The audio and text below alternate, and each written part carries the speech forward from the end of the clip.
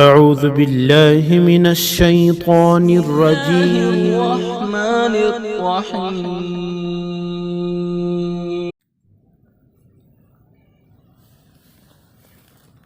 تھکن ہو جاتی ہے، اس لیے سانس لینا پڑتا ہے.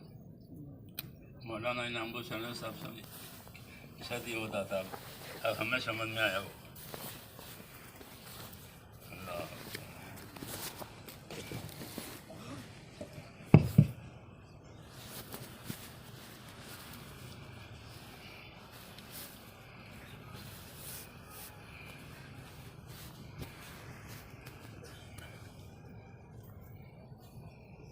بسم اللہ الرحمن الرحیم.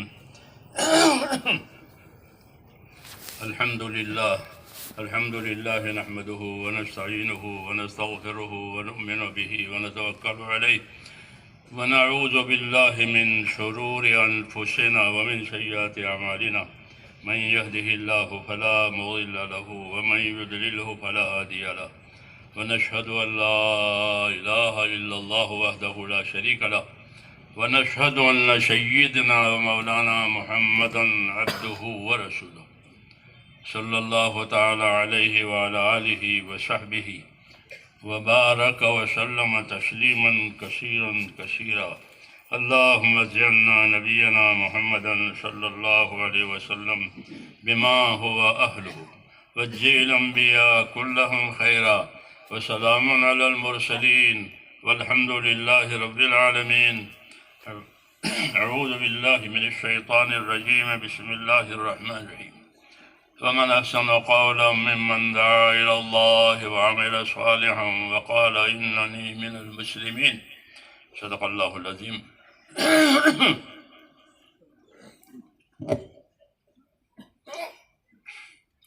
بزرگوں اور پیارے بھائیوں، دین کی یہ دعوت یا دین کی یہ محنت، جو بھی آپ کہو، اس کا کیا مقصد ہے اور اس سے کیا چاہا جاتا ہے؟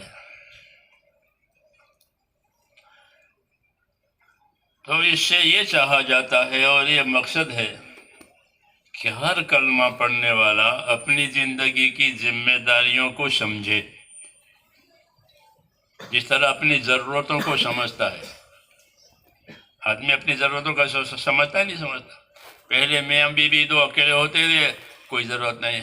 اب بچے ہو گئے، بچے بڑے ہو گئے، اب مکان بڑا بنانا پڑے گا، تو مکان کی ضرورت محسوس ہوئی، پھر ان کی شادیوں کی ضرورت محسوس ہوئی، تو اپنی ضرورتوں کا احساس بڑھتا ہے. ہاں، زندگی جوں جوں گزرتی ہے کیونکہ ضرورتیں سامنے آتی ہیں. جی ہاں، تو ایسے ہی میرے دوستو، ہمیں اپنی زندگی کی ذمہ داریوں کا بھی شعور اور خیال آ جائے کہ ہماری زندگی کی کیا ذمہ داریاں ہیں. زندگی کی ضرورتوں کا شعور تو خود بخود آتا رہتا ہے، کیونکہ ضرورتیں پیدا ہوتی ہیں. ذمہ داریوں کے لیے کہ ذمہ داری تو کوئی ایسی دیکھنے کی چیز نہیں ہے، وہ تو سمجھنے اور سیکھنے کی چیز ہے. اس لیے ہماری زندگی کی بڑی ذمہ داری میرے بھائیوں یہ ہے کہ ہم اپنے دین کی ذمہ داریوں کو سمجھیں. ہاں، کہ اللہ نے حیات کیوں دی ہے، زندگی کیوں دی ہے. جی ہاں، پہلی بات ہے کہ حیات اللہ نے دی ہے. ہاں، اور اجتماعی طور پر بندوں کو حیات دے رہے ہیں اللہ تعالیٰ. انسانوں کو، جناتوں کو، ان کو زندگیاں دے رہے ہیں. زندگی اللہ کے سوا کوئی نہیں دے سکتا، زندگی اور موت. تو اللہ تعالیٰ نے فرمایا کہ ہم نے زندگی بھی دی ہے، موت بھی بنائی ہے. ہاں، انسانوں کے لیے، جناتوں کے لیے. ہاں، ایک مدت جینے کے لیے ہے، پھر مرنے کے لیے ہے. تو ان زندگی کی ذمہ داریوں کو سمجھنا اور سیکھنا اور اس کو پورا کرنا، اس کا معنی تبلیغ. کہ اپنی زندگی کی ذمہ داریوں کو سمجھو کہ ذمہ داری کیا کیا چاہیے، کس چیز کی ہے۔ اس لیے کہ دنیا کو اللہ نے ذمہ داریوں کی یعنی عمل کی جگہ بنایا ہے۔ یہ عمل کرنے کی جگہ ہے، ذمہ داریوں کے پورا کرنے کی جگہ ہے۔ ہر ایک دوسرے سے یہی چاہتا ہے۔ آپ اپنے نوکروں سے بھی یہی چاہیں گے کہ وہ ذمہ داری پوری کرے، اپنے بیٹوں سے بھی یہی چاہیں گے کہ وہ ذمہ داری پوری کرے، یہ نہیں کہ کھائے پیے پیسے خرچ کرے۔ ہاں، تو یہ ہے ہی ذمہ داریوں کی جگہ، اللہ کے اعتبار سے بھی اور آپس کے بندوں کے اعتبار سے بھی۔ ہر ایک ذمہ داری کو چاہتا ہے، ذمہ داری کو پسند کرتا ہے کہ بھئی ذمہ داری پوری ہو جاوے۔ اور وہی بندہ، وہی انسان اچھا لگتا ہے جو اپنی ذمہ داری میں چوکس ہے، اور جو اپنی ذمہ داری میں چوکس نہیں ہوتا وہ اچھا نہیں لگتا، چاہے بیٹا ہو چاہے باپ ہو، یہ اپنی ذمہ داری میں ٹھیک نہیں ہے۔ ہاں، تو اسے دل خوش نہیں ہوتا۔ اللہ سے ہمارا یہی معاملہ ہے۔ ہاں، انبیاء کرام کو اللہ تعالیٰ نے اسی لیے بھیجا تھا کہ انسانوں کو وہ اپنی زندگی کی ذمہ داریاں سمجھ میں آوے، اور اس کا ایک وقت دیا موت تک، ہاں، ذمہ داریوں کے پورا کرنے کا سیکھ کر کے، ہاں، کہ سیکھ کر کے ذمہ داریوں کو پورا کرو، پھر موت کے بعد اس کا نتیجہ دیکھو۔ ہاں، یہی بتایا کہ خلق الموت والحیات لیبلوکم ایکم احسن عملا، کہ حیات اور موت کو اس لیے پیدا کیا ہے کہ کون اپنی ذمہ داریوں کو اچھی طرح ادا کرتا ہے، کون اپنی ذمہ داریوں کو اچھی طرح ادا نہیں کرتا، یہ دیکھنا ہے۔ اس لیے دعوت اور تبلیغ کی اور کوئی غرض نہیں ہے۔ ہاں، ذمہ داریوں کو جاننا، ذمہ داریوں کو سیکھنا اور اسے پورا کرنا، اور یہ چیز پوری دنیا میں وجود میں آ جاوے انسانوں کی زندگیوں میں، اس کی دعوت، اس کی تعلیم، اس کی محنت، اس کے لیے دعا۔ ہاں، یہ نبیوں کا طریقہ ہے، یہ نبیوں کا کام ہے کہ اپنی زندگی کی ذمہ داریوں کو سمجھو۔ ہاں، پہلی ذمہ داری یہ ہے کہ ہر بندے کا تعلق اللہ تعالیٰ سے صحیح ہو جاوے، کہ اللہ نے مجھے کیوں پیدا کیا، مجھ سے خدا کون سا تعلق چاہتے ہیں، مجھ سے اللہ کون سا تعلق چاہتے ہیں۔ ہاں، یہ پہلی ذمہ داری ہے کہ میرا اور اللہ کا تعلق صحیح ہو جائے، میرا اور خدا کا معاملہ صحیح ہو جائے۔ حضور صلی اللہ علیہ وسلم مدینے تشریف لے گئے، پھر وہاں پہلا بیان ہوا۔ ہاں، اس میں ایک بڑی بات کہی ذمہ داری کے بارے میں، اور یوں فرمایا کہ من اصلح ما بینہ وبین اللہ اصلح اللہ ما بینہ وبین خلقہ۔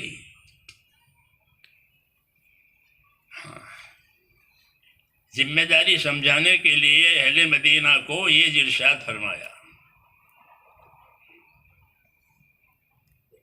میری بات سمجھ رہے ہیں؟ ہاں،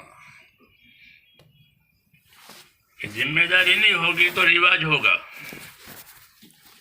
ہاں، ایک رواج ہے، نکلتے ہیں، آتے ہیں، جاتے ہیں، وقار گزارنے، اب آپ سیز پاپ، یہ ایسا نہیں ہے۔ اس کے لیے نہیں، بلکہ ایک کام ہے، ایک ذمہ داری ہے، اس کا نتیجہ آنے والا ہے، اس کے لیے کام کرنا ہے، رواج نہیں بنانا اس کو، سیکھ کر سمجھ کر۔ تو میں نے کہا وہ ارشاد جناب رسول اللہ صلی اللہ علیہ وسلم نے مدینے جا کر ابتدا میں سنایا، اس میں یہ بات کہی تھی۔ کیا بات کہی تھی؟ یہ بات فرمائی تھی کہ من اصلح ما بینہ وبین اللہ اصلح اللہ ما بینہ وبین خلقہ۔ یہ بات فرمائی تھی۔ جی ہاں، وہی بات ہم بھی عرض کر رہے ہیں، ہمارے نبی نے کہی ہے جی ہاں، جی ہاں، آپ نے پہنچائی ہے ہم تک، ہم بھی پہنچائے دوسروں تک کہ من اصلح ما بینہ و بین اللہ اصلح اللہ ما بینہ و بین خلقہ، کہ جو لوگ اپنا اور خدا کا معاملہ ٹھیک کر لیں گے تو اللہ ان کا اور مخلوق والوں کا، دنیا والوں کا معاملہ ٹھیک کر دیں گے۔ کتنی بڑی بات ہے، اور سب کے لیے، جی ہاں، ہر طبقے کے لیے بات ہوئی کہ ہر طبقہ اپنا تعلق اللہ سے صحیح کرے۔ تاجر ہو تو وہ، زمیندار ہو تو وہ، مزدوری کرتا ہو تو وہ، حکومت کرتا ہو تو وہ، کوئی بھی ہو، جی ہاں، سب کے لیے ایک بات، سب کے لیے ایک بات، ہاں، آخری نبی ہے، آخری پیغام ہے، جی ہاں، کہ من اصلح ما بینہ و بین اللہ اصلح اللہ ما بینہ و بین خلقہ، کہ جو لوگ اپنا اور خدا کا معاملہ ٹھیک کر لیں گے تو اللہ ان کا اور مخلوق والا، دنیا والوں کا معاملہ ٹھیک کر دے گا۔ جی ہاں، ہر ایک کے معاملات ہوتے ہیں الگ الگ، ہاں، اس کی درستگی، اس کی بھلائی، ہر ایک چاہتا ہے کہ ہمارا معاملہ ٹھیک ہو جائے، تو اس کا علاج بتایا کہ پہلے اللہ سے اپنا معاملہ ٹھیک کرو۔ جب اللہ سے معاملہ ٹھیک ہو جائے گا تو پھر نیچے کے سارے معاملات ٹھیک ہو جائیں گے۔ ہاں، پوری انسانیت کو یہ پیغام دیا، من اصلح ما بینہ و بین اللہ اصلح اللہ ما بینہ و بین خلقہ، کہ جو لوگ اپنا اور خدا کا معاملہ ٹھیک کر لیں گے تو اللہ ان کا اور مخلوق والا معاملہ ٹھیک کر دے گا۔ اور اگر اللہ سے معاملہ بگاڑا ہے، ہاں، جیسے کہ آدمی کا مزاج ہے کہ جب اس کو دنیا کی رونق زینت ملتی ہے تو اس کا مزاج بگڑتا ہے، ہاں، تو مزاج بگاڑ کر پھر وہ اللہ سے معاملہ بگاڑتا ہے۔ کلا ان الانسان لیطغی، کلا ان الانسان لیطغی ان رآہ استغنی، یہ کہا کہ ایسا ہرگز نہیں ہونا چاہیے کہ انسان سرکش ہو جاتا ہے، سر پھیرا ہو جاتا ہے۔ کب؟ جبکہ اللہ تعالیٰ اس کی حیثیت اچھی کر دیتے ہیں، ہاں، جب اس کی حیثیت اچھی کر دی تو یہ سر پھیرا ہو گیا کہ اب میں ہوں اور کوئی نہیں ہے، بھول جاتا ہے اپنے آپ کو بھی اور اللہ کو بھی۔ اللہ ان الانسان لیطغی ان رآہ استغنی، لیکن ان کو معلوم نہیں ہے کہ اللہ کے پاس جانا ہے، ہاں، آگے یہی کہا ہے کہ اللہ کے پاس جانا ہے۔ تو میں نے کہا اس لیے جناب رسول اللہ صلی اللہ علیہ وسلم نے اپنا یہ ارشاد سنایا کہ جو لوگ اپنا اور خدا کا معاملہ ٹھیک کریں گے اللہ ان کا اور مخلوق والا معاملہ ٹھیک کر دے گا۔ بس مختصر بات، اب یہ دیکھنا ہے کہ اللہ سے ہمارا معاملہ ٹھیک کرنے کی کیا صورت ہے، یہ سیکھنا پڑے گا اور یہ جاننا پڑے گا کہ اللہ سے ہمارا معاملہ کس طرح صحیح ہو جائے۔ تو میرے دوستو، اللہ سے معاملہ صحیح کرنے کے لیے سب سے پہلے اللہ پر ایمان اور اللہ سے تعلق صحیح کرنا ہے۔ اللہ تعالیٰ کفر کو بندوں کے لیے پسند نہیں کرتا، اس لیے ایمان کی دعوت دی ہے، ایمان کی تعلیم دی ہے، وَلَا يَرْضَىٰ لِعِبَادِهِ الْكُفْرَ، کہ اللہ کفر کو پسند نہیں کرتا۔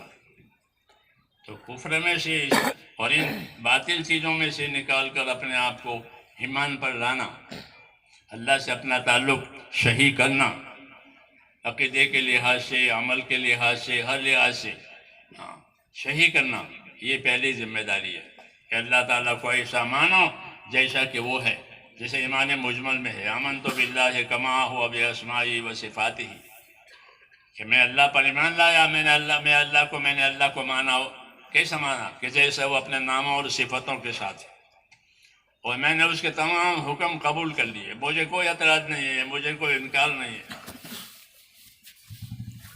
ایمان مجمل کہتے ہیں اس کو، اللہ سے تعلق پیدا کرنے کے لیے مختصر عبارت کہ میں نے اللہ کے تمام احکامات قبول کر لیے، میں اللہ پر ایمان لایا، میں نے اللہ کو ایسا مانا جیسا اپنے ناموں اور صفتوں کے ساتھ ہے، اور میں نے اس کے حکم قبول کر لیے، اب میں اس کا بندہ ہوں، وہ میرا مولا ہے۔ تو میرے دوستو، دنیا تعلقات کی جگہ ہے، یہاں تعلقات پیدا ہوتے ہیں، چاہے نہ چاہے یہاں تعلقات پیدا ہوں گے۔ آپ پیدا ہوئے، ہم پیدا ہوئے، ماں باپ سے تعلق ہوا کہ ہم ان کے اولاد ہیں، وہ ہمارے ماں باپ ہیں، ہاں، پھر رشتہ داروں سے تعلق ہوا، پڑوسوں سے تعلق ہوا، پھر کام کے تعلق ہوئے، کاروبار کا، کتنے تعلقات ہیں، کتنے تعلقات ہیں۔ جیسے حیوانوں میں کوئی تعلق نہیں ہے، ہمارے ہاں بہت تعلق ہے۔ اس میں سب سے پہلا تعلق کہ اللہ کا، جی ہاں، کہ اللہ اول ہے، اللہم انت الاول فلیس قبلک شیء وانت الاخر لیس بعدک شیء، کہ اللہ آپ اول ہیں، کان اللہ ولم یکن شیء، اللہ ہی تھا پہلے اور کچھ نہیں تھا، اسی نے بنایا سارا، جی ہاں، آخر میں بھی اللہ ہی رہیں گے اور سب چیزیں بنا ہو جائیں گی۔ تو اللہ اول بھی ہے اور اللہ آخر بھی ہے۔ اللہم انت الاول فلیس قبلک شیء، معصور اذکار معصورہ میں اور مذکورہ میں یہ ہوتا ہے کہ اللہم انت الاول، آپ اول ہیں، آپ سے پہلے کوئی نہیں، آپ آخر ہیں، آپ کے بعد کوئی نہیں، سب بنا ہو جائیں گے۔ تو اللہ کی ذات ہے، اس کی شان ہے اول و آخر، اور اللہ نے دنیا کو دار الحقوق بنایا ہے۔ کیا بنایا ہے؟ یہ دار الحقوق ہے، یہاں تمہارے اوپر حقوق آئیں گے، جیسے تمہارے آپس کے تعلقات ہیں، ایسے ان تعلقات کی وجہ سے آپس کے حقوق آئیں گے۔ اس میں سب سے پہلا حق اللہ کا۔ حضرت معاذ بن جبل سے حضور صلی اللہ علیہ وسلم نے پوچھا کہ معاذ، آپ کو معلوم ہے اللہ کا کیا حق ہے؟ حقوق کی بات ہو رہی ہے، آپ کو معلوم ہے اللہ کا کیا حق ہے؟ عرض کیا مجھے نہیں معلوم ہے، آپ بتائیں گے کہ اللہ کا کیا حق ہے۔ تو جس طرح معاذ کو جاننا ضروری ہے، ہم کو بھی جاننا ضروری ہے کہ اللہ کا ہم پر کیا حق ہے۔ اللہ کی طرف سے حقوق بھی آتے ہیں، احکام بھی آتے ہیں، نعمتیں بھی آتی ہیں، یہ سب چیزیں اللہ کی طرف سے ہماری طرف آتی ہیں۔ جی ہاں، ہر سانس نعمت ہے، ہر سانس نعمت، سانس رک جائے مصیبت۔ ہاں، تو اللہ کی طرف سے ہمارے پاس نعمتیں بھی آتی ہیں اور اللہ کی طرف سے ہمارے پاس حکم بھی آتے ہیں۔ اس لیے حضور صلی اللہ علیہ وسلم نے اللہ کے حق کی تبلیغ کی کہ اللہ کا کیا حق ہے اس کو جانو تاکہ ادا کرو، نہیں جانے گا تو کیسے ادا کرے گا۔ حضرت معاذ سے پوچھا، معاذ اللہ کا حق جانتے ہو؟ کہ میں نہیں جانتا، آپ بتائیں گے۔ پھر حضرت معاذ کو بتایا اور ان کے ذریعے سے ہم سب کو ملا اس کا جواب کہ اللہ کا کیا حق ہے؟ کہ اللہ کا حق یہ ہے کہ اسی کی عبادت کی جائے گی روئے زمین پر، آسمانوں میں بھی اسی کی عبادت ہے، زمین میں بھی اسی کی عبادت ہے، اور کسی کی عبادت نہیں ہوگی۔ وَهُوَ الَّذِي فِي السَّمَاءِ إِلَٰهٌ وَفِي الْأَرْضِ إِلَٰهٌ۔ کہ اللہ کی ذات پاک وہ ہے کہ وہ آسمانوں میں بھی وہ معبود ہے اور زمینوں میں وہی معبود ہے۔ آسمانوں میں بھی اسی کی عبادت ہو رہی ہے اور زمین پر اسی کی عبادت ہوگی، اور کسی کی کوئی عبادت نہیں۔ یہ اللہ کا حق بتایا۔ کیا بتایا؟ یہ اللہ کا حق ہے کہ اس کی عبادت کی جائے۔ ہاں، اور اللہ تعالیٰ نے صاف لفظوں میں فرما بھی دیا ہے کہ میں نے زمین پر انسانوں کو اور جناتوں کو صرف اپنی عبادت کے لیے پیدا کیا۔ فرشتے بھی عبادت کے لیے ہیں اور مختلف خدمتوں کے لیے ہیں، لیکن ان کا مسئلہ الگ ہے، ان کا مسئلہ الگ ہے۔ انسانوں جنوں کا مسئلہ الگ ہے، ان کا الگ ہے۔ کہ انسانوں جناتوں کا مسئلہ کیا ہے؟ کہ ان کے ساتھ حساب کتاب ہے، فرشتوں کے ساتھ حساب کتاب نہیں ہے۔ آپ کے ساتھ حساب کتاب ہے، ہاں، آپ سے حساب لیا جائے گا، پوچھا جائے گا۔ ہاں، نعمتوں کے بارے میں بھی پوچھا جائے گا، حکموں کے بارے میں بھی پوچھا جائے گا کہ نعمتیں آئی تھی اس کے بارے میں کیا ہوا، احکام آئے تھے اس کے بارے میں کیا ہوا۔ ہاں، یہ پوچھا جائے گا انسانوں سے اور جناتوں سے، اور اس کے لیے اللہ نے ایک خاص دن مقرر کیا ہے۔ ہاں، ایک خاص دن مقرر ہے حساب کے لیے، اس کا نام یوم الحساب، حساب کا دن، قیامت کا دن، محشر کا دن۔ وہ دن ہے اس کے لیے کہ جس میں ان سے حساب ہوگا۔ کہ کس چیز کا حساب ہوگا؟ کہ جو نعمتیں آئی تھی اس کا بھی حساب ہوگا کہ ہم نے آنکھیں دی تھی تو کیا کیا، کان دیے تو کیا کیا، دل دماغ دیے تھے تو کیا کیا۔ ان السمع والبصر والفؤاد کل اولئک کان عنہ مسئولا۔ جی ہاں، کان بنائے، آنکھیں بنائی، دماغ بنایا، دل بنایا، تو اس سے کیا کیا؟ ہاں، یہ کہا کہ ان چیزوں کے بارے میں پوچھیں گے۔ ہاں، کیونکہ یہ اللہ نے دی ہے اور بغیر مانگے دی ہے۔ کوئی مانگنے گئے تھے کہ آنکھیں مل جائے، کان مل جائے؟ نہیں، بغیر مانگے دیے اور بطور نعمت کے دی ہے۔ کیسے دی ہے؟ بطور نعمت کے دی ہے کہ ہم نے اس کو آنکھیں دی ہے، ہم نے اس کو زبان دی ہے۔ الم نجعل لہ عینین ولسانا وشفتین۔ کیا میں نے اس انسان کی دو آنکھیں نہیں بنائی؟ یہ پیارا، دو ہونٹ نہیں بنائے، ایک زبان نہیں بنائی،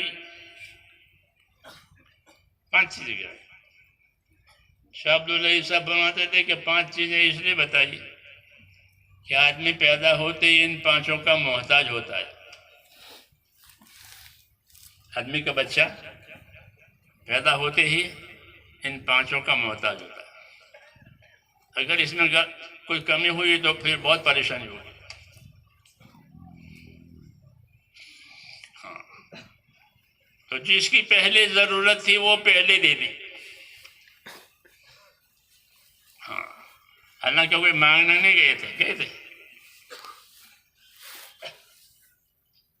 کوئی نہیں گیا، کیونکہ ہم تھے ہی نہیں کیا مانگتے، اسی نے پیدا کیا ہے۔ ما نبود موت قاضا ما نبود لطف اونا گفتہ امام شنود۔ کہ ہم نہیں تھے، ہمارے کوئی تقاضے بھی نہیں تھے، کہ ہم کو آنکھ چاہیے، کان چاہیے، بیٹے چاہیے، بیٹی چاہیے، کچھ نہیں، ہم تھے ہی نہیں. جی ہاں، ہم بھی نہیں تھے، ہمارے تقاضے بھی نہیں تھے، یوں کہہ رہے ہیں. پھر کہ اللہ تعالیٰ کا لطف اور اس کا کرم بغیر مانگے سہارا دے دیا. یہ آنکھیں بھی لو، یہ کان بھی لو، یہ زبان بھی لو، یہ بیٹے بھی لو، بیٹیاں بھی لو، سب کچھ لو.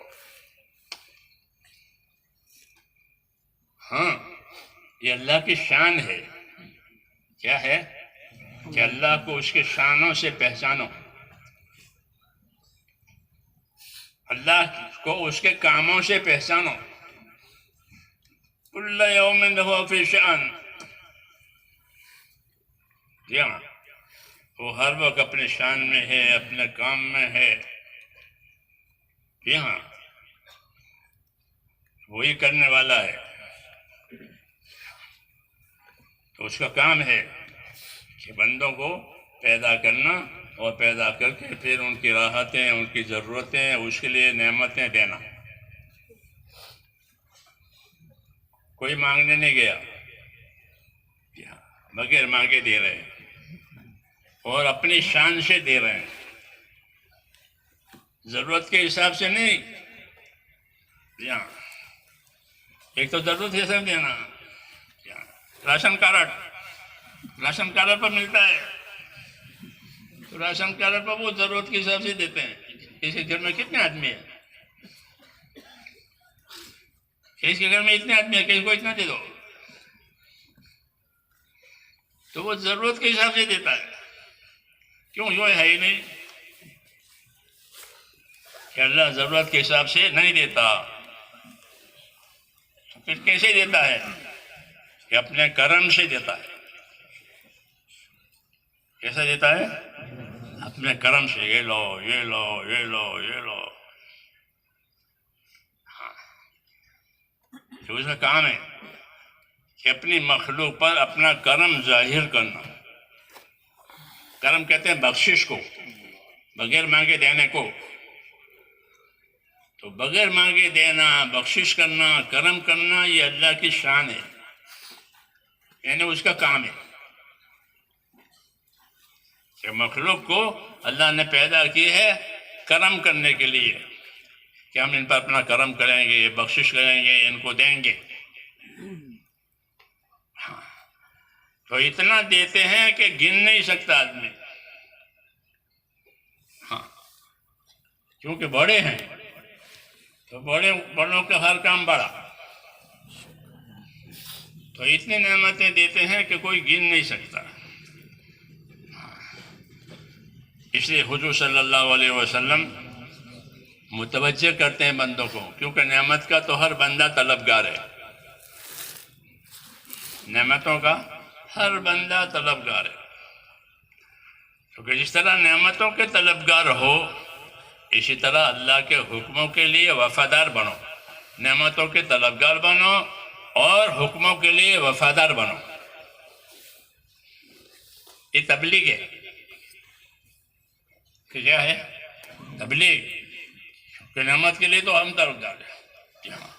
لوگ اللہ سے بیٹے مانگتے ہیں، دعا کرو میرا بیٹا نہیں ہے. ہاں، ان کو بیٹے کی آرزو ہے.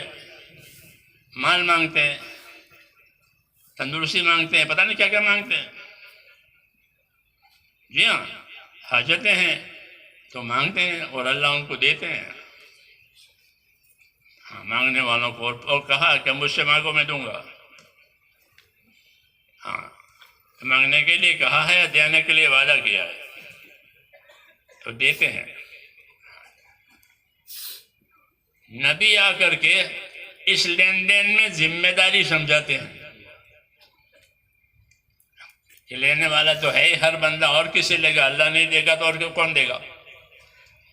تو لینے والا بندہ ہے، دینے والا اللہ ہے.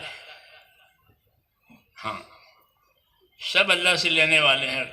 جی ہاں، سب اللہ کے سامنے فقیر اور محتاج ہیں. اللہ سب کی حاجت پوری کرنے والا ہے. ہاں، اس لیے کہا کہ اللہ سے مانگو اور مانگا کرو. مانگا کرو، مانگنے والوں سے خوش، نہ مانگنے والوں سے نہ خوش. اللہ کی یہ شان ہے کہ جو مانگتے رہتے ہیں ان سے خوش، وہ جو نہیں مانگتے وہ غافل ہیں اللہ سے. ہاں تو اللہ ان سے خوش نہیں ہے. سمجھ میں آئی نا بات؟ ہاں کہ اللہ سے مانگا کرو، دین بھی مانگو، دنیا بھی مانگو. جی ہاں، سب چیزیں مانگو. اسی کے قبضے میں سب کچھ ہے، کسی کے قبضے میں کچھ نہیں. جو چیز اللہ روک دے گا وہ کوئی نہیں دے گا، اور جس چیز کو اللہ دے گا وہ کوئی نہیں روکے گا. اللہ دے رہا ہے، کوئی نہیں روک سکتا، اور اللہ نہیں دے رہا ہے، کوئی دلا نہیں سکتا. یہ مسنون کلمات حضور صلی اللہ علیہ وسلم نماز کی بات پڑھتے تھے. اللہم لا مانع لما اعطیت ولا معطی لما منعت. کہ اللہ جو آپ روک دیں گے وہ کوئی نہیں دے سکے گا، اور آپ دیں گے تو کوئی نہیں روک سکے گا. جو اللہ روک دے وہ کوئی دلا نہیں سکتا، اللہ دے تو کوئی روک نہیں سکتا. کہ اللہ تعالیٰ اپنے تمام کاموں میں اکیلا ہے، اس میں کسی کا دخل نہیں چلتا. یہ مطلب سمجھانے کا ہے. تو ایک تو اللہ کی شان سمجھائی نمازوں کے بعد، اللہم لا مانع لما اعطیت. یہ ذکر ایسے ہیں جو ہر وقت یاد ہونے چاہیے. ہاں کہ حضور صلی اللہ علیہ وسلم یہ پڑھتے تھے، یہ پڑھتے تھے، یہ پڑھتے. یہ مطلب ہے تبلیغ کا یاد رکھو، خالی چیلوں پر گزارا مت کرو. ہاں بلکہ چلے علم و ذکر والے ہونے چاہیے. سمجھ میں آئی نا بات؟ ہاں چلے اور تفریح کے اوقات علم و ذکر کے ساتھ ہے. جی ہاں، چھٹا نمبر ہے تبلیغ تفریح کے اوقات جو بھی کہو وہ علم و ذکر کے ساتھ ہے.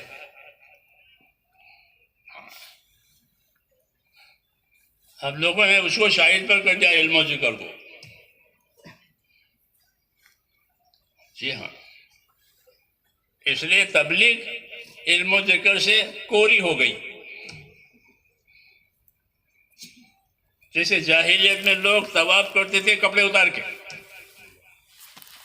ننگے. ہاں ان کو شیطان نے ایسے سکھایا تھا کہ تمہارے کپڑوں میں گناہ کیا ہے، کپڑے پہن کے اللہ کے دربار میں پھرتے ہو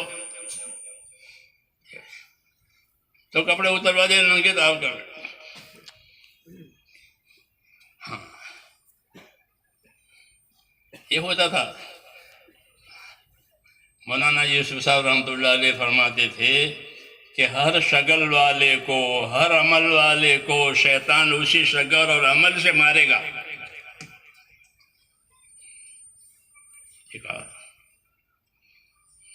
شیطان ہر شکل والے کو، ہر عمل والے کو اسی عمل سے مارے گا.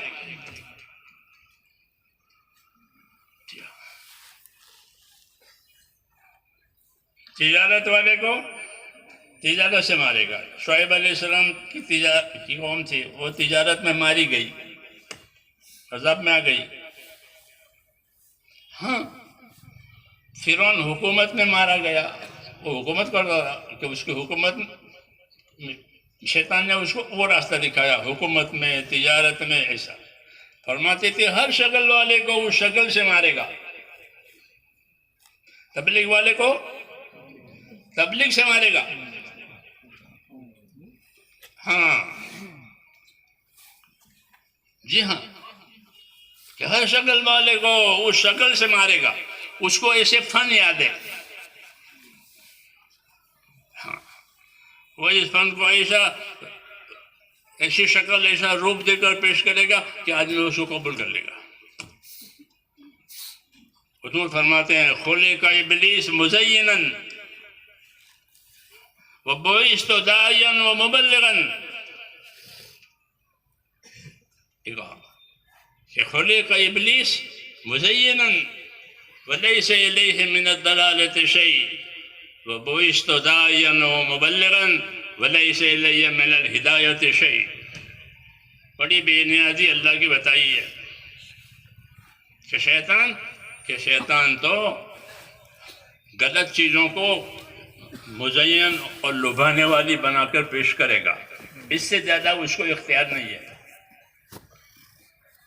کہ وہ کسی کو گمراہ کرے، کہ گمراہ کرنے کا اس کو اختیار نہیں ہے۔ ہدایت و گمراہی کہاں سے آئے گی؟ اللہ سے۔ ہاں، یہ ایسا بگاڑے گا ماحول کہ غلط کو صحیح کرے گا۔ ہاں،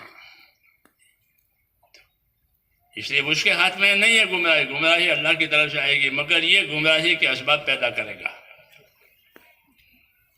اور نبی کے ہاتھ میں ہدایت نہیں ہے، ہدایت کس کے ہاتھ میں ہے؟ اللہ کے ہاتھ۔ ہاں، لیکن نبی کو اللہ نے ہدایت کے اسباب دیے ہیں، اس لیے نبی کی پیروی کرنے سے ہدایت ملے گی، اور شیطان کی پیروی کرنے سے گمراہی آئے گی۔ ہاں، آئے گی اللہ کی طرف سے۔ اس لیے یہ تبلیغ کی کہ شیطان کے بارے میں چوکس رہو اور نبی کے بارے میں پابند رہو، یہ تبلیغ ہوئی، اس ارشاد کا یہ مطلب ہوا۔ شیطان کے بارے میں چوکس رہو، کہیں طواف کے نام پر، کہیں مختلف ناموں پر وہ بہکاو ہے۔ جی ہاں، تو اس کے بارے میں چوکس رہو، اور نبی کے بارے میں کہ نبی کے بارے میں ان کے طریقوں کا پابند رہو۔ جی ہاں، یہی حسن حسین ہے۔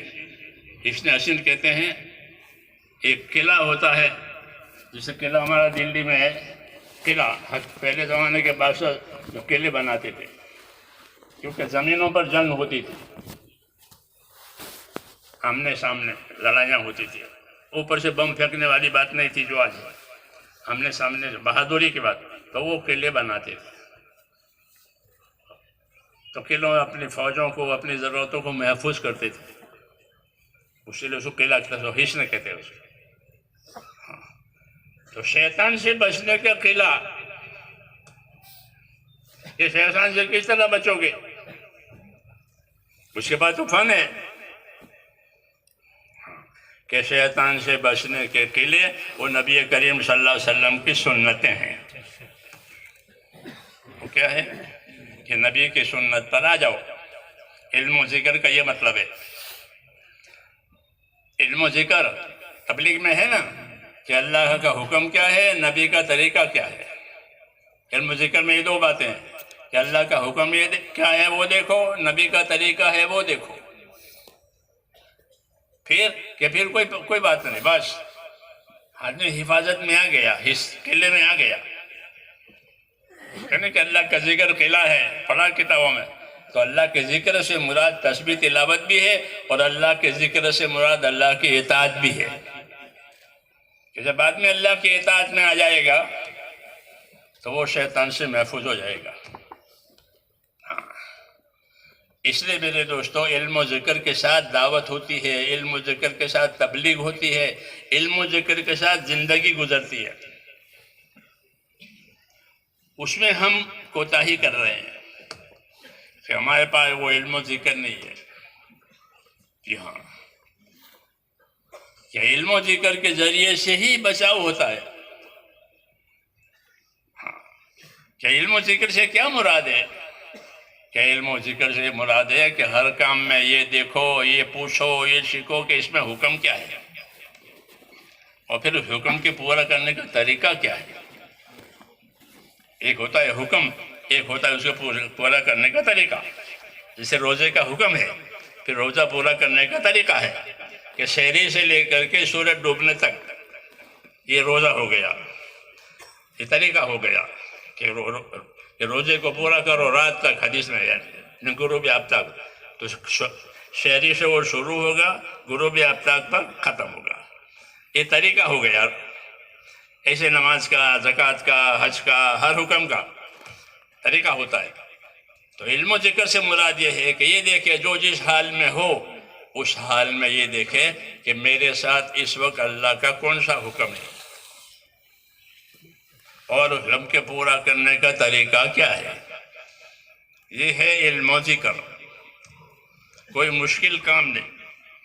جی ہاں، آپ گاڑی میں بیٹھتے ہیں تو گاڑی کے علم و ذکر کے ساتھ یہ پوچھو کہ یہ گاڑی کہاں جائے گی، یہ ویسے بیٹھ جاتے ہیں؟ نہیں بیٹھتے، یہ کہاں جائے گی، کب پہنچتی ہے۔ پھر آپ کی جگہ آپ کے لیے ہے مناسب تو آپ ٹکٹ لے کر بیٹھ جائیں گے کہ ٹکٹ لے لو، اپنے سیٹ پر بیٹھ جاؤ۔ جی ہاں، یہ گاڑی کا علم و ذکر ہوا،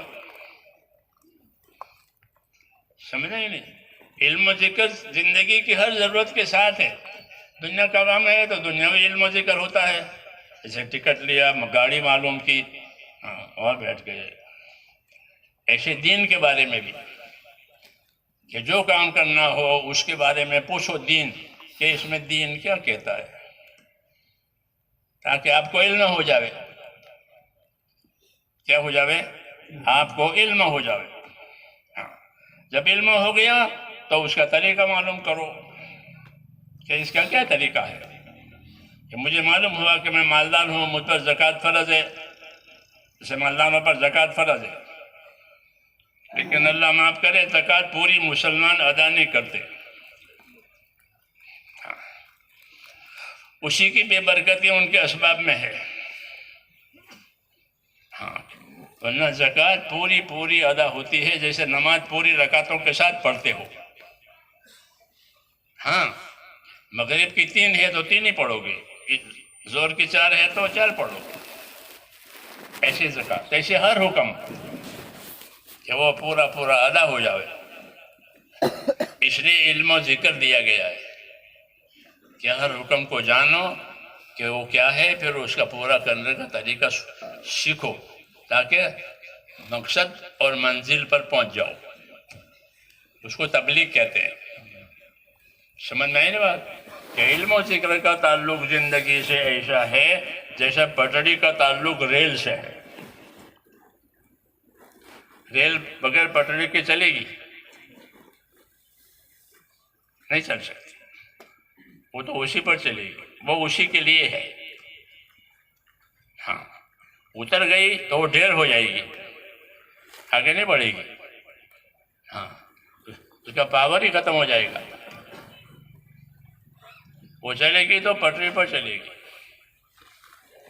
کہ مسلمان کی زندگی علم و ذکر پر چلے گی۔ کس پر چلے گی؟ کہ علم و ذکر پر۔ اسلامی زندگی، ایمانی زندگی علم و ذکر پر چلتی ہے، اور علم و ذکر کوئی مشکل کام نہیں ہے، بلکہ جان کر، پوچھ کر، عمل کر لو، ختم ہو گیا۔ آپ ریل میں سوار ہو گیا، بہت سی ریلیں ہیں اسٹیشن پر، تو آپ پوچھتے ہیں کہ فلاں ریل کس وقت جاتی ہے، کون سے پلیٹ فارم سے جاتی ہے، کتنے بجے جاتی ہے۔ ہاں، اور پوچھنے والوں نے پوچھنے کے لیے گنجائشیں آپ کے لیے دی ہے کہ یہاں پوچھو۔ تو ایسے اللہ نے رسولوں کے ذریعے سے آپ کو بات پہنچائی ہے۔ جسے پوچھ پرچھ کا ہے نا دفتر، تاکہ کوئی مسافر پریشان نہ ہو، یہاں پوچھو۔ ہم کو حکم بھی یہی ہے کہ پوچھ کر کے چلو، مان کر کے چلو۔ فَاسْأَلُوا أَهْلَ الذِّكْرِ إِن كُنتُمْ لَا تَعْلَمُونَ، جاننے والوں سے پوچھ لیا کرو اگر تم جانتے نہیں ہو تو۔ جیسے دنیا کے کاموں میں پوچھنے کے لیے جاتے ہیں، یہاں پوچھ پرچھ پر پوچھو، وہ بتا دے گا، وہ اسی لیے بیٹھا ہے، مسافروں کے لیے۔ تو اللہ نے نبیوں کو اسی لیے بھیجا کہ آخرت کے مسافروں کو راستہ بتاوے۔ ہر مسلمان، ہر انسان آخرت کا مسافر ہے، اس کو آخرت میں پہنچنا ہے کامیاب ہو کر، تو اس کے لیے صرف رسولوں والا راستہ ہے، اور کوئی راستہ نہیں ہے۔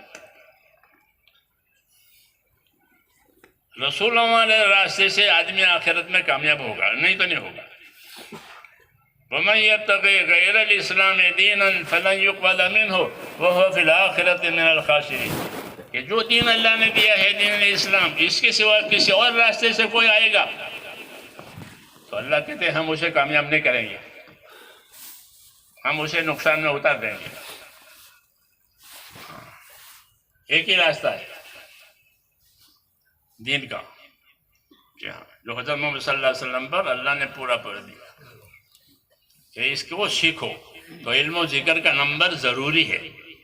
جیسے ریل کے لیے پٹری ضروری ہے، بغیر پٹری کے وہ نہیں چل سکتی. مسلمان کی زندگی علم و ذکر کے بغیر نہیں ہو سکتی کہ وہ ہر کام میں اپنا دین پوچھے، اپنا دین سیکھے، اپنے دین پر عمل کرے اور دوسروں کو دعوت دے. سمجھ میں آئی نا بات؟ کیونکہ ہم کو ہر کام کے طریقے دیے ہیں، کھانے کے، پینے کے، پہننے کے، اوڑھنے کے. پھر اس کا ثواب عذاب بتایا ہے کہ عمل کرو گے تو یہ ملے گا، نہیں کرو گے تو یہ عذاب ہوگا.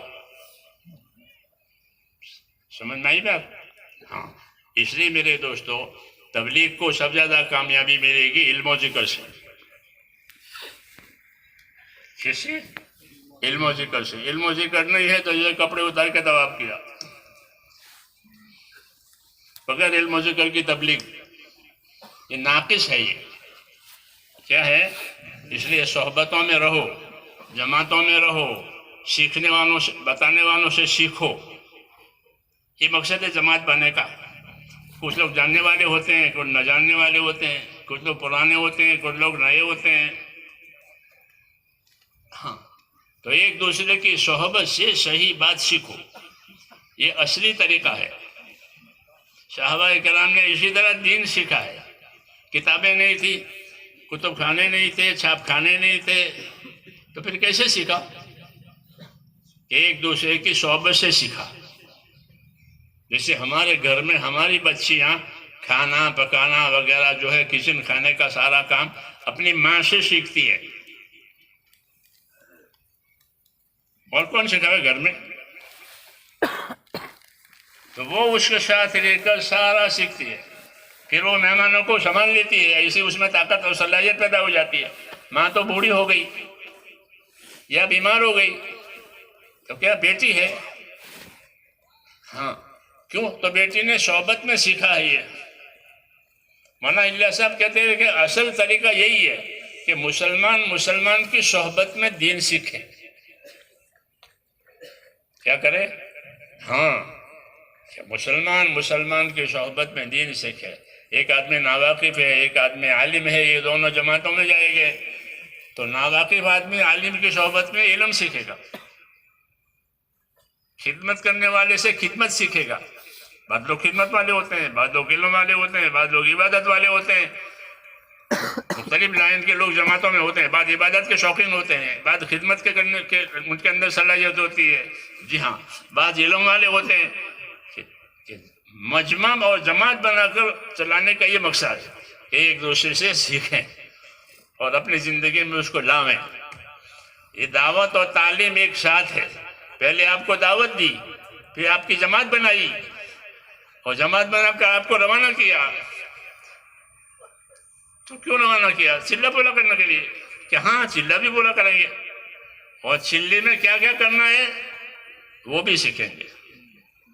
اس لیے فرماتے تھے کہ یہ ہمارا کام چلتا پھرتا مدرسہ ہے اور یہ کام کی ایسی ترتیب ہے کہ ہر لائن کا آدمی اس سے فائدہ اٹھا سکتا ہے. اب آپ بڑی عمر کے ہو گئے، آپ کا داخلہ مدرسوں میں نہیں ہوگا. ہوگا؟ نہیں ہوگا. وہ قانون ہے، اتنی عمر کا ہو یہ ہو. جی ہاں، اس لیے ایک طریقہ ایسا ہو جو عمومی ہو. تو جو نبوت کا طریقہ ہے وہ عمومی ہوتا ہے. جی ہاں، بوڑھا ہو، جی ہاں، جوان ہو، کمزور ہو، طاقتور ہو جائے گا ساتھ اور سیکھ سمجھ کر آئے گا. صحبت کا علم، صحبت کا دین یہ دعوت میں ہوتا ہے اور یہ قوی ہوتا ہے. کیا ہوتا ہے؟ قوی ہوتا ہے کہ صحبت میں سکھائے. جب میں نے کہا نا بچیاں ماں اور باپ سے سیکھتی ہیں. جی ہاں، تو ایسے ہی صحبت میں کہ تبلیغ کے اندر دین صحبتوں سے سیکھا جاوے. اس لیے اس کا خوب اہتمام کیا جائے نکلنے کے زمانے میں کہ میں کیا سیکھ کر آیا. یہ نہیں کہ میں وقت لگا کر آیا، میرے 4 مہینے لگ گئے، وہ تو ٹھیک ہوا، لیکن کسی کام میں بھی وقت لگانا مقصود نہیں ہوتا. یہ یاد رکھو کہ دکان والوں کے میں 4 مہینے بیٹھتا ہوں تو لوگ ہی پاگل ہے. کوئی کہتا ہے کہ میں 4 مہینے بیٹھتا ہوں کہ نہیں اپنے کاروبار میں رہتا ہوں، یوں کہہ رہا ہوں. چاہے 4 مہینے لگے چاہے 6 مہینے لگے، اپنے کاروبار میں رہتا ہوں. یعنی بیچتا ہوں خریدتا ہوں بیچتا ہوں خریدتا ہوں. اسی کو تو تاجر کہتے ہیں جو خریدے اور بیچے. حضور صلی اللہ علیہ وسلم فرماتے ہیں ہر انسان تاجر ہے، ہر انسان تاجر ہے دنیا میں. پھر کچھ لوگ تو تجارت میں کھوٹ کھا کے مریں گے اور کچھ لوگ نفع اٹھا کر مریں گے. ہر آدمی تاجر ہے. کل الناس یغدو فبائع نفسہ موبقها وموتقها یقال کہ ہر آدمی دنیا میں اپنی صلاحیت لگاتا ہے. اس کی صبح شام ہوتی ہے. کیا ہوتی ہے؟ صبح شام ہوتی ہے. تو صبح شام ہوتی ہے تو خالی صبح شام نہیں ہوتی، بلکہ صبح شام ہونے میں ہر انسان اپنی صلاحیت لگاتا ہے، اپنی طاقت لگاتا ہے، اپنی ضرورتیں پوری کرتا ہے. یہ کہا کہ کل الناس یغدو فبائع نفسہ موبقها موتقها. اس صلاحیت لگانے میں 2 گروہ ہو جائیں گے.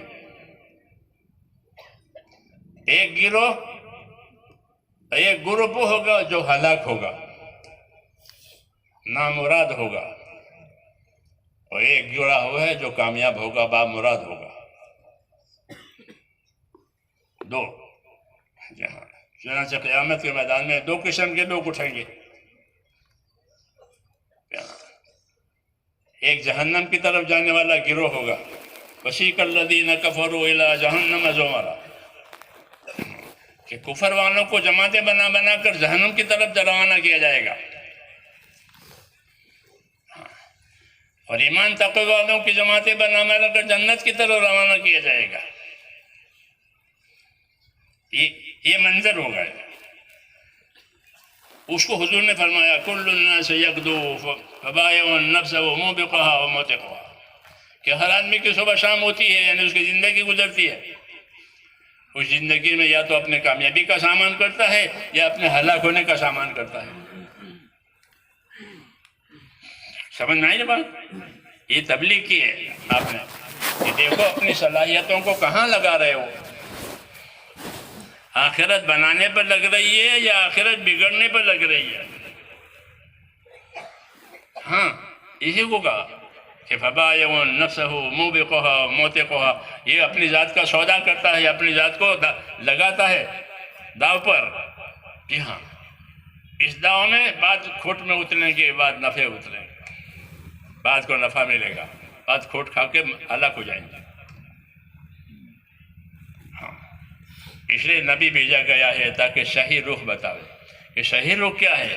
کہ صحیح رخ یہ کہ پہلے اللہ سے صحیح تعلق پیدا کرو. اس کو ایمان کہتے ہیں. کیا کہتے ہیں؟ کہ اللہ پر ایمان لاؤ جیسا وہ اپنی شان صفات کے ساتھ ہے. ہاں، اور اس کی قدرت کو بھی جانو، اس کی نعمتوں کو بھی جانو.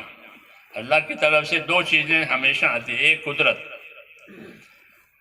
ظاہر ہوتی ہے، سورج نکلتا ہے، سورج ڈوبتا ہے، چاند نکلتا ہے، ایک ترتیب کے ساتھ، کوئی فرق نہیں پڑا.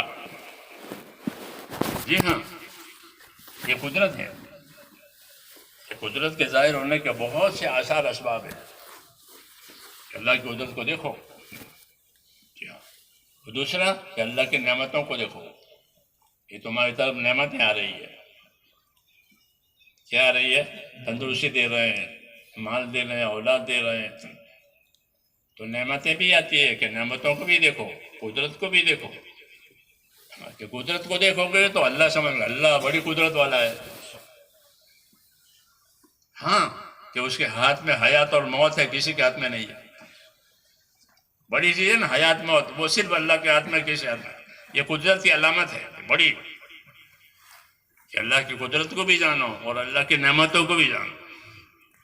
ہاں، کہ مجھے اللہ نے یہ دیا ہے، یہ دیا ہے. یہ نبیوں کا طریقہ ہے کہ نعمت یاد دلا کر اللہ کی طرف متوجہ کرتے ہیں کہ تو مانگنے نہیں گیا تھا، تجھے بغیر مانگے دیے. ہاں، تجھے خبر بھی نہیں تھی اپنے حاجت کی، اللہ نے حاجت بھی پیدا کی اور حاجت پوری بھی کر دی. یہ کہا یا قوم اذکروا نعمت اللہ علیکم اذ جعل فیکم انبیاء. موسیٰ علیہ السلام بھی کہہ رہے ہیں کہ تمہارے اندر اللہ نے نبیوں کو پیدا کیا وجعلکم ملوکا، اور تم کو بادشاہ بنایا. تو تم کو دنیا کی عزت بھی دی اور آخرت کی عزت بھی دی کہ تمہارے اندر نبی پیدا ہوئے، تمہارے اندر بادشاہ پیدا ہوئے. تو نبی اللہ کی نعمتوں کو یاد دلاتا ہے کہ تم کو اللہ نے یہ دیا ہے، یہ دیا ہے. وہی طریقہ صحیح ہے تاکہ اللہ کی طرف رخ ہو جائے. اور یہ چیزیں یاد دلا کر پھر زندگی کی ذمہ داری بتاؤ کہ اب یہ زندگی کی ذمہ داری ہے کہ اللہ پر ایمان لاؤ اور ایمان لا کر اللہ کی اطاعت کرو. یہاں بات پوری ہو جائے گی کہ ایمان لا کر اللہ کو اللہ مان کر اللہ کی اطاعت کرو. اور اطاعت کا کیا مطلب ہے کہ اللہ کو راضی کرنے کے لیے صحیح یقین کے ساتھ اپنی جانوں کا استعمال صحیح کرو، اپنے مانوں کا استعمال صحیح کرو، اپنے نیتیں صحیح کرو، اپنا عمل صحیح کرو، اپنی ترتیب صحیح کرو. اس کو دین کہتے ہیں کہ جان مال کا استعمال بھی ہو، نیت بھی صحیح ہو، عمل بھی صحیح ہو، ترتیب بھی صحیح ہو.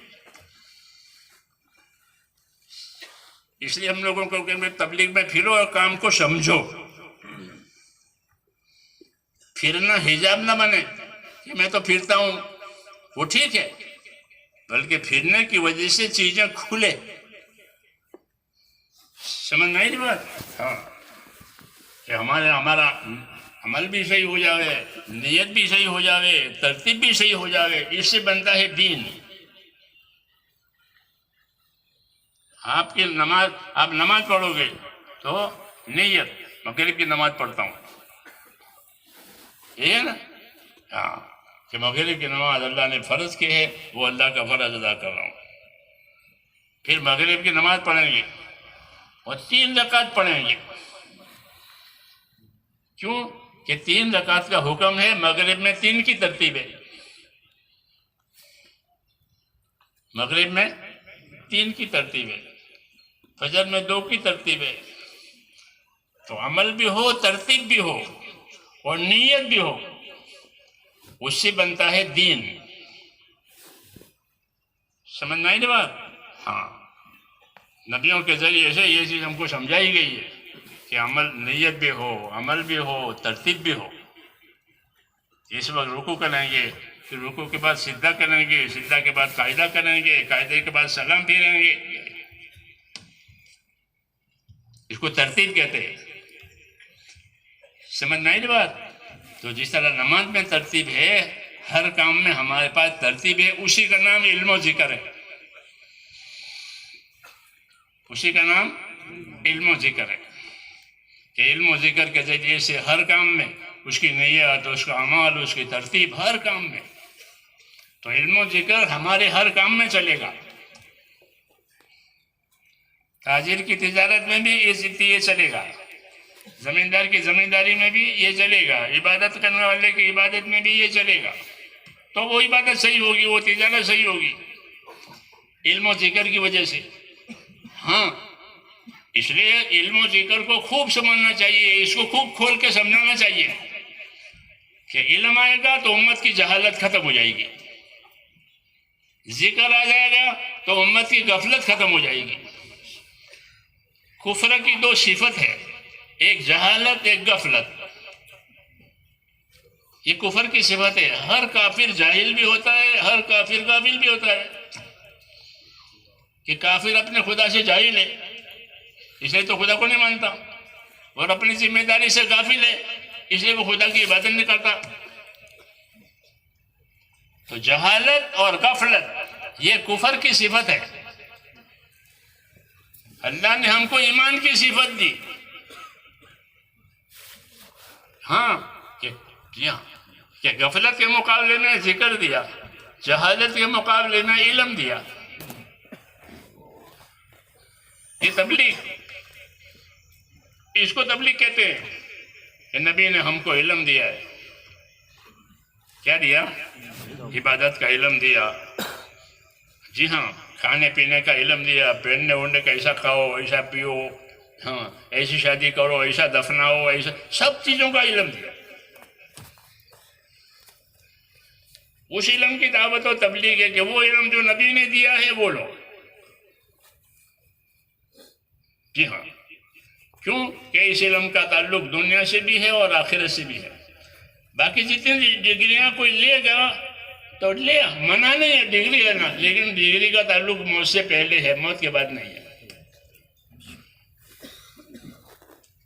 یا موت کے بعد بھی ہے ڈگری والا کوئی نہیں، ختم. وہ ضرورتیں ہیں، ڈگریاں ضرورتیں ہیں کہ اس کا تعلق موت تک ہے، پھر ختم. اس کا تعلق کہ اس کا تعلق موت کے بعد ہے، اور اصل فائدہ موت کے بعد ہی ہوگا. علم و ذکر کا اصلی فائدہ موت کے بعد ہوگا. سمجھ میں آئی دوستو؟ اس لیے ہماری دعوت میں علم و ذکر ہے کہ دین سیکھو، دین کے پابند بنو، دین کے پابند ہونے کے دوسروں کو دعوت دو. اور یہ دین کی دعوت دینا یہ کیسے ہوگا؟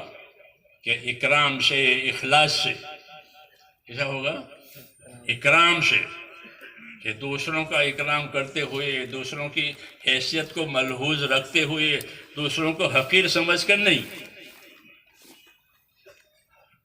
شمائل کی حدیثوں میں ہے کہ رسول صلی اللہ علیہ وسلم جس کو بھی تبلیغ کرتے تھے اس کو حقیر نہیں سمجھتے تھے کہ نکما آدمی ہے اس کو تبلیغ کرو. ایسا نہیں کہ آپ جس کو بھی اللہ کی بات پہنچاتے تھے، جس کو بھی تبلیغ کرتے تھے، تو آپ اس کو حقیر و ہلکا نہیں سمجھتے تھے، اس کی حیثیت کو ملحوظ رکھتے تھے کہ بڑا آدمی ہے، اپنے خاندان کا بڑا ہے، اپنے ماحول کا بڑا ہے. تو اپنے صحابہ سے کہتے دیکھو تو یہ بڑا آدمی ہے، اس کی بڑائی کا خیال رکھو. یہ اپنے علاقے میں محترم ہے، تم ان کے احترام کا خیال رکھو. جی ہاں، یہ نہیں کہ یہ کچھ نہیں جانتا ہم جانتے ہیں، ہم نہ، ایسا نہیں. انزل الناس منازلہم، ہر ایک آدمی کا درجہ پہچانو، اور درجہ پہچان کر اس کو اسی درجے پر اتارو، اس سے معاملہ صحیح ہو جائے گا. یہ طریقہ سکھایا ہے. بات تو علم و ذکری کے نہیں ہر ایک سے، جی ہاں، لیکن ہر ایک کا درجہ سمجھ کر، ہر ایک کی حیثیت سمجھ کر، اور ہر ایک کی بھلائی چاہ کر. نبیوں کی دعوت میں ہوتا ہے کہ ہر ایک کی حیثیت بھی جانے، درجہ بھی جانے، اور اس کا بھلا چاہے. تاجر میں اور نبی میں یہ فرق ہے. تاجر اپنا بھلا چاہتا ہے کہ مجھے نفع ہو جاوے اس سودے میں. ہاں، یہ ہوتا ہے نا تاجروں کا، اس سودے میں مجھے نفع مل جائے اور گاہک کو فائدہ ہو جاوے. جی ہاں، نبی جو ہے وہ لوگوں کا فائدہ چاہتا ہے. کیا چاہتا ہے؟ کہ ان کا فائدہ ہو جاوے، یہ کامیاب ہو جاوے. باقی مجھے جو کچھ لینا ہے وہ ان سے نہیں لینا ہے، اللہ سے لینا ہے. ان سے نہیں لینا. تاجر تو گاہک سے لیتا ہے. جی ہاں، نفع. ایسا نہیں. تو نبی تاجر نہیں ہوتا. ماں وہ ہے یکون تاجرا وادخر المال. میرے اوپر یہ وحی نہیں ہوئی ہے کہ میں تاجر بنوں، مال جمع کروں. آپ کی نوعیت و حالت الگ ہے. وہ نبوت ہے، یہ تجارت ہے. تو نبی لوگوں کا بھلا چاہتا ہے، دشمن کا بھی بھلا. ابو جہل کو کتنی دفعہ حضور صلی اللہ علیہ وسلم نے دعوت دی. کٹر دشمن. حضور اس سے بہت بیزار تھے کیونکہ وہ آپ کے پیچھے پڑا ہوا تھا. آپ بہت بیزار تھے اس سے، مگر آپ اس کو دعوت دیتے تھے. جب ملے جب دعوت دے. جب مقامنا سامنا ہو گیا تو اس کو اقرار دیا ابو الحکم. اس کو بعد میں ابو الجہل ہو گیا تو اس کو لوگ ابو الحکم کہتے تھے، حکمت والا. جی ہاں، کہ ابو الحکم. تو وہ کہتا تھا کہ ابھی تم مجھ سے نا امید نہیں ہوئے.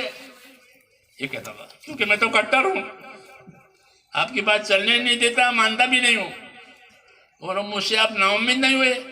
تو نبی کیوں نا امید ہوگا؟ دل اللہ کے ہاتھ میں. اس لیے آپ اس کو دعوت دیتے تھے. کیوں؟ کہ اس کی بھلائی چاہتے تھے. کہ دعوت دینے والا دوسروں کی بھلائی چاہتا ہے، چاہے وہ دشمن ہو، چاہے وہ ناراض ہو، لیکن ہم اس کی بھلائی چاہیں گے تو پھر اللہ ہمارا بھلا کرے گا. اس کو نصرت کہتے ہیں. کیا کہتے ہیں؟ کہ لوگوں کی بھلائی کے لیے لوگوں کے سامنے اللہ کا دین لاؤ. ہاں، وہ مانے نہ مانے، ایزا دے، اکرام کرے، تم اپنی بات رکھو. جی ہاں، کیوں؟ کہ تم کو اس کا پابند کیا گیا ہے کہ اپنے دین کے مددگار بنو. کہ اپنا دین دوسروں کے پاس لے جاؤ. کہ جو حالت آوے اس کو برداشت کر لو. اچھی حالت آوے تو اللہ کا شکر کرو، ناگوار حالت آوے تو صبر کرو، لیکن اس کام کو مت چھوڑو. اس کام کو مت چھوڑو. دشواریاں، حق بات پھیلانے میں پہلے دشواریاں آتی ہیں، بعد میں آسانیاں آتی ہیں. اس کی مثال علاج کی ہے کہ علاج میں پہلے دشواریاں آتی ہیں، دوا کڑوی ہے، مہنگی ہے وغیرہ. پھر جب علاج ہو جاتا ہے تو آسانی ہو جاتی ہے کہ آسانی ہو گئی، علاج ہو گیا، بیماری ختم ہو گئی. تو دین کا کام ابتدا میں علاج ہے، کڑوا ہے، مشکل ہے، لیکن کرنا چاہیے. کہ کریں گے، کرو گے نا؟ ہاں، یہ نہیں کہ میٹھا ہے تو کرو، کہ نہیں میٹھا ہو تو بھی کریں گے، کڑوا ہو تو بھی کریں گے. کڑوی دوا بھی آتی ہے، میٹھی دوا بھی آتی ہے. مریض اپنا فائدہ دیکھتا ہے، مریض اپنی ضرورت دیکھتا ہے. ایسے ہی ہر مسلمان اپنی ضرورت دیکھے، اپنی ذمہ داری دیکھے کہ میری کیا ذمہ داری ہے. پھر اپنی ذمہ داری پوری کرنے میں اچھے حالات آئیں تو اچھے حالات کے ساتھ ذمہ داری پوری کرے. ناگوار حالات آئیں تو ناگوار حالت کا ذمہ داری پوری. سے کڑوی دوا کھا کر علاج کرتا ہے، تو ایسے دین کے کاموں میں ناگوار حالت آئے تو ناگواری کے ساتھ کرو. یہ حکم ہے. پھر اللہ تعالیٰ آسانی لاوے گا. ان مع العسر یسرا، ان مع العسر یسرا ہوگا. یاد رکھو دشواری کے پیچھے آسانی ہے، یاد رکھو دشواری کے پیچھے آسانی ہے. تسلی دیے کہ دشواری کے بعد آسانی ضرور آئے گی. جی ہاں، کہ دین پہلے آتا ہے تو ایک اجنبی کی طرح سے کوئی پوچھتا نہیں اس کو. پھر جب اس کی محنت ہوتی ہے تو بہت لوگ اس کے طلبگار، اس سے محبت کرنے والے پیدا ہو جاتے ہیں. اس لیے کہا کہ اپنی بات پر قائم رہو. جو بات اللہ نے دی ہے اس پر قائم رہنا. ایک کام کہ اپنے دین پر قائم رہو، دوسرا اپنے دین کے مددگار رہو. یہ دو کام ہمارے ذمہ ہیں. اپنی انفرادی زندگی میں اپنے دین پر قائم رہیں گے. جو حلال ہے وہ حلال ہے، جو حرام ہے وہ حرام ہے، ہم اس کے پابند ہیں. جو فرض ہے وہ فرض ہے، اس کے ہم پابند ہیں. یہ انفرادی زندگی کی بات ہے کہ ہر آدمی اپنے انفرادی زندگی میں اپنے آپ کو اپنے دین کا پابند کرے گا. حرام ہے وہ بچنے کے لیے، حلال ہے وہ اختیار کرنے کے لیے، فرض ہے تو ادا کرنے کے لیے. یہ طریقہ ہے، یہ طریقہ ہے دیندار بننے کا. تو اپنی انفرادی زندگی میں ان چیزوں کے پابند بنے.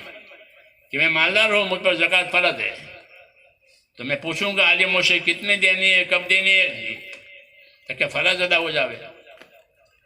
ہاں، نماز فرض ہے.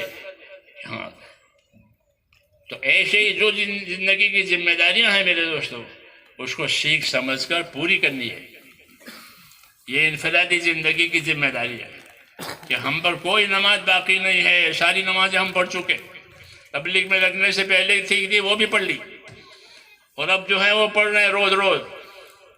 ایسے لوگ بھی ہیں کہ پہلے چھوٹی نمازیں سب پڑھ لی، اب جو تازہ آئے گی اللہ زندگی دے گا تو وہ تازہ پڑھیں گے، اور جو باقی تھی وہ پڑھ لی.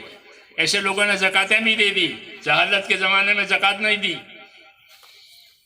ہاں، تو ایسے لوگ ہیں. کیوں کہ اب دعوت آئی، دعوت کی وجہ سے حقیقت اور ذمہ داری کھلی.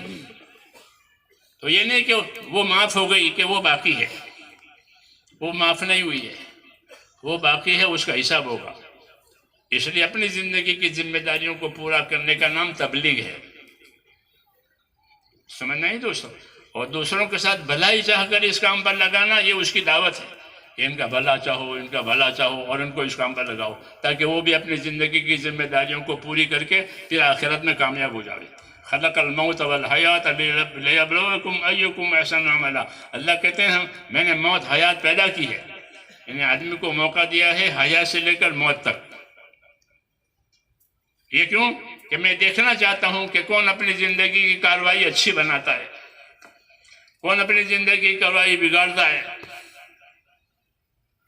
اس کو دیکھنے کے لیے حیات سے موت تک کا موقع، اجل مسمى، مدت مقررہ ہے. ہر آدمی کی مدت مقررہ ہے، اس کے پیدا ہونے سے لے کر کہاں تک؟ موت تک. ہر آدمی کی موت چھوٹی قیامت، ہر آدمی کی موت چھوٹی قیامت. من مات فقط قامت قیامت ہو، جو مرا اس کی قیامت قائم ہو گئی.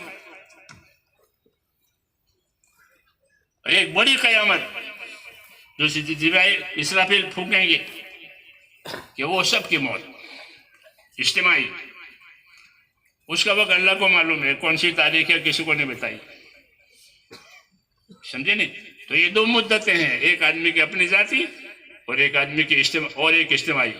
اجتماعی موت قیامت، انفرادی جو ہے وہ ہماری موت، وہ بھی قیامت ہے، چھوٹی قیامت، وہ بڑی قیامت ہے.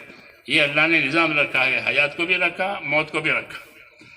یہ کیوں؟ تاکہ دیکھنا ہے کہ کون اپنی زندگی کی ذمہ داریوں کو اچھی طرح پوری کرتا ہے، کون اپنی زندگی کی ذمہ داریوں کو بگاڑ کے آتا ہے. یہ اس لیے میرے بھائیوں ہمارے سامنے آخرت ہے. کیا ہے؟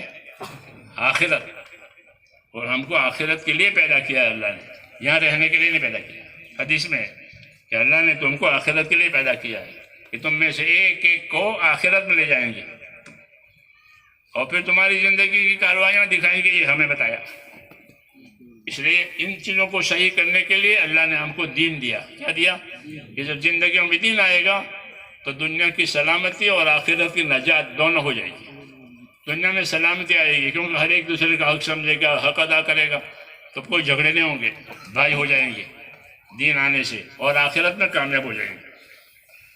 اس لیے نبیوں کے ذریعے سے دین کی دعوت دی گئی ہے، دین کی تعلیم دی گئی ہے، اس کے عمل کی ترتیب بتائی گئی ہے کہ یہ عمل اس طرح کرو، یہ عمل اس طرح کرو. علم و ذکر، یہ اس کو سیکھنے سمجھنے کے لیے اللہ نے یہ عمومی کام دیا ہے. ایک عمومی کام ہے یہ کہ اس میں نکلنا ہے سیکھنے سمجھنے کے لیے. سمجھے نہیں؟ ہاں، سیکھ سمجھ کر اپنی زندگی کو اس پر قائم کرنا، اس کو استقامت کہتے ہیں. پھر سیکھ سمجھ کر دوسروں کو متوجہ کرنا، اس کو دعوت کہتے ہیں. سمجھے نہیں؟ تو یہ دونوں کام ہر نبی کے ذمہ ہوتے ہیں کہ اپنے کام پر قائم بھی رہو، دوسروں کو دعوت بھی دو. اب کوئی نبی نہیں آئے گا تو یہ دونوں کام ہمارے پاس آئے کہ اپنے دین پر قائم بھی رہو سیکھ سمجھ کر، اور دوسروں کو دعوت بھی دو. تو اس کے لیے تیار ہو؟ آپ بتاؤ کون کون تیار ہے اس کے لیے؟ 4 مہینوں کا تقاضا ہوتا ہے، سال کا تقاضا ہوتا ہے، بلکہ پوری زندگی اسی کے لیے ہے.